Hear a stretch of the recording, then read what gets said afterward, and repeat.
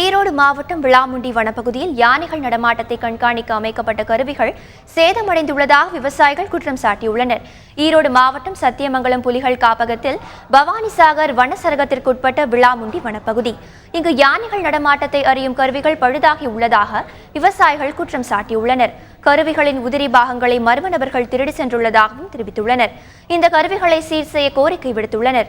மேலும் யானைகள் நடமாட்டத்தை கட்டுப்படுத்தும் வகையில் பல கிலோமீட்டர் தூரம் வெட்டப்பட்டுள்ள அகழியில் மண் சரிந்துள்ளதால் அதனை தூர்வாரி அகலப்படுத்தவும் கோரிக்கை விடுத்துள்ளனர். சென்சார் இது பண்ணியிருந்தாங்க.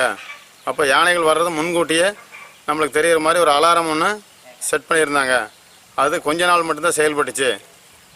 அப்போ கொஞ்சம் யூஸ்ஃபுல்லாக இருந்தது. மறுபடியும் அதுவும் வீணாக போச்சு.